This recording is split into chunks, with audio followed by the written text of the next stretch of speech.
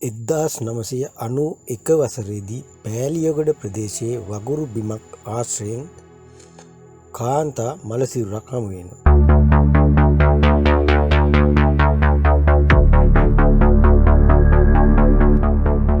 ඉතින් මෙන්න මේ කාන්තාවගේ මරණය සිදු කළ ඒ අපරාධකාරයාව කොටු කරගත් මෙහෙයුම තමයි අද මම මේ වීඩියෝ එක හරහා ඔබට ඉදිරිපත් කරන්නේ.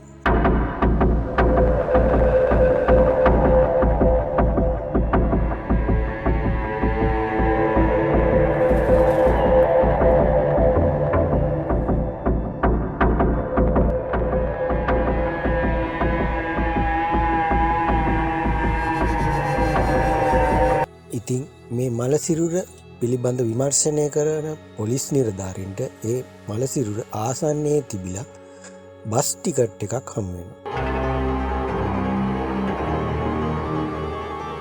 ඒ නිරීක්ෂණය කළ පොලිස් නිලධාරීන් දකිනවා එය කෑගල්ල කොළඹ ධාවනය කරන බස් රථයකින් නිකුත් කරපු බස් ටිකට් එකක් කියලා. ඒ වගේම එය නිකුත් කරලා තියෙන්නේ නෙළුම්දෙණිය කියලා එහි සඳහන් වෙලා තිබ්බා. ඒ අනුව ඒ ටිකට් එකේ සඳහන් කරලා තිබු විස්තර අනුව ඔවුන් එම බස් රථයේ හිමි පුද්ගලයාව සොයාගෙන ඔවුන්ගෙන් ප්‍රශ්න කිරීම සිදු කරනවා. ඒ සිදු කළ ප්‍රශ්න කිරීම වලදී ඔවුන්ට දැනගන්න ලැබෙනවා මෙම බස් රථය කෑගල්ල සිට කොළඹ දක්වා ධාවනය වන බස් රථයක් බවත්, එය හැම බස් හෝල්ට් එකකම නවත්තන්නේ නැති බවත්, කෑගල්ලෙන් පිටත් වූ පසු මුලින්ම නවත්තන්නේ නෙළුම්දෙණියේදී බව මේ පොලිස් නිලධාරීන්ට එම බස් රථයේ හිමිකරු දන්වා සිටිනවා. ඒ අනුව මේ කාන්තාවගේ මළසිරුරේ ඡායාරූපයකුත් සහිතව එක් පොලිස් නිලධාරියෙක්ව මෙම නෙළුම්දෙණිය ප්‍රදේශයට පිටත් කර හරිනවා. එම තරුණිය පිළිබඳ යම් තොරතුරක් සොයාගන්නට පුළුවන්ද කියලා බලන්න.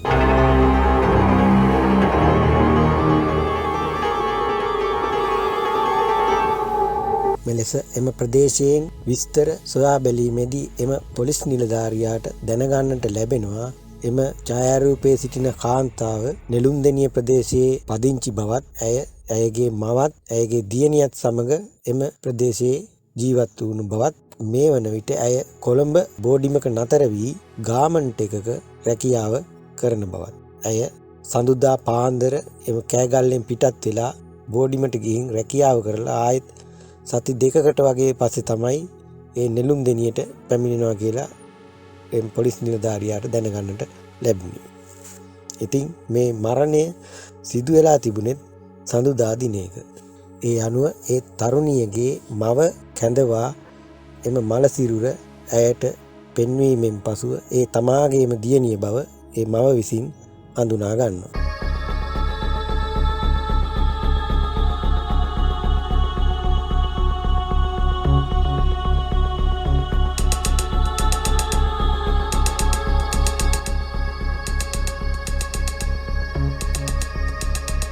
එම මවගෙන් මෙම තරුණිය සේවය කළ ගාමන්ට් එකේ විස්තර අසා දැනගත් පොලිසිය එම ස්ථානයට ගොස් විපරම් කිරීමේදී දැනගන්නවා එම සඳුදා දින ඇය සේවයට වාර්තා කර යුතුව තිබුණත් එදින ඇය සේවයට වාර්තා නොකළ බව. ඒ අනුව පොලිස් නිලධාරීන් ඇය නතර වී සිටි නවාතැන්වලට ගොස් ඇය සමග නවත්වී සිටි ඇයගේ හොඳම මිතුරියගෙන් දීර්ඝ ලෙස ප්‍රශ්න කිරීම ආරම්භ කරනවා.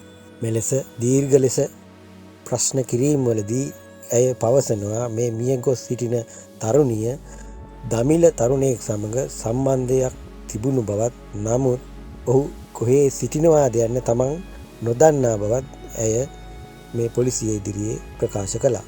තවදුරටත් තොරතුරු විමසීමේදී ඇය මෙලෙස සඳහන් කළා ඒ තම මියගිය මිතුරිය සමග දිනක් මේ දමිළ තරුණයාද සමග ගොස් ඒ නවාතැන්පල කිට්ටුව හොටෙල් එකකින් ආහාර ලබාගත් බවත්, එතන ඒ හෝටලේ හිමිකරු මෙම දමිළ පුද්ගලයාව හොඳින් අඳුරන බවත් ඇය පොලිසියට පැවසුවා. ඒ අනුව මේ පොලිසිය එම හෝටලේ හිමිකරුව සොයාගෙන ගොස් ඔවුන්ගෙන් ඔහු පිළිබඳව තොරතුරු විමසන්න පටන් ගන්නවා.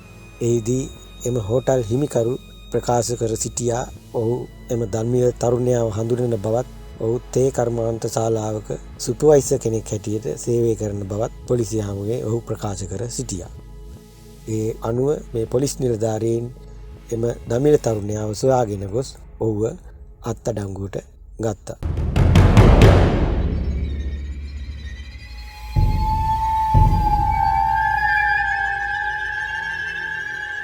මේ අතරතුර මේ මලසිරුරේ පශ්චාත් මරණ පරීක්ෂණය කරන කොළඹ අධිකරණ වෛද්‍ය නිලධාරී කාර්යාලයේදී එම නිලධාරීන් විසින් මේ තරුණිය මිය යන විට ගැබ්ගෙන සිටි බව සොයාගනු ලබනවා. ඉතින් මේ තරුණියගේ ගැබ් ගැනීම මේ මරණයට බොහෝ විට හේතු වන්නට ඇති බව පොලිසිය සැක කරන්න පටන් ගන්නවා.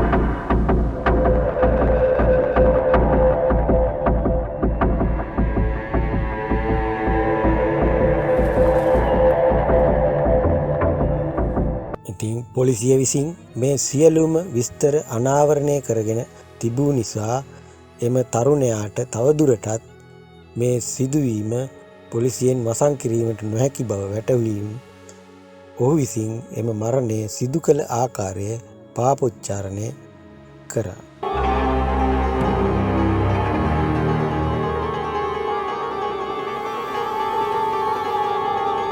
එහිදී ඔහු පවසා සිටියේ තමුන් එම තරුණිය සමග අනියම් ඇසුරක් පැවැත්වූ බවත් එහිදී ඇය ගැබ් ගැනීමෙන් පසුව ඇයව විවාහ කරගන්නා ලෙස තමාට බල කෙරූ බවත්. නමුත් ඔහුට පිරිඳක් සහ දරුවෙකු සිටින නිසා විවාහ කරගත නොහැකි බව පැවසූ පසු ඇය ඔහුගේ බිරිඳට මේ විස්තර පවසන බව කියා ඔහුව බය කෙරූ බව ඔහු පොලිසිය හමුවේ ප්‍රකාශ කළා. ඒ අනුව එම සඳුදා දින ඔහු මේ තරුණියව මුණ ගැසී ඇය සමග ෆිල්ම් එකක් බැලීමට ගොස් රෑ වනතුරුම තැන් තැන්වල කාලය ගත කර රාත්‍රිය උදා වූ පසු ඇය සමග ඒ පෑලියගොඩ අසල කඩයකින් ආහාරද ලබාගෙන එම මලසිරුර හමු ස්ථානයට ගොස් ඇයගේ ගෙල සිර කර ඇයව මරා දමා තිබෙනවා.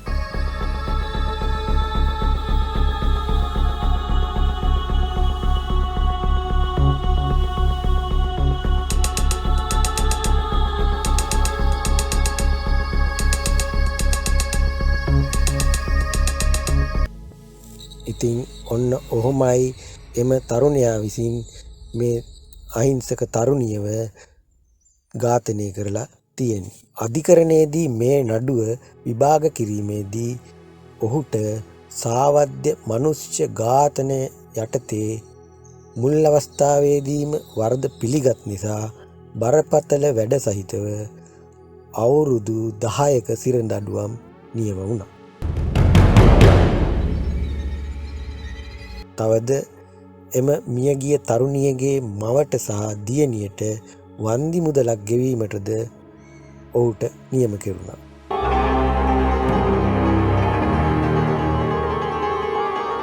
ඉතින් ඔන්න ඔහොමයි මේ අනියම් ඇසුරක් පවත්වා අකාලයේ ඝාතනය වන්නට සිදු එම තරුණියගේ ඝාතකයාගේ ඉරණම සටහන් වුණේ.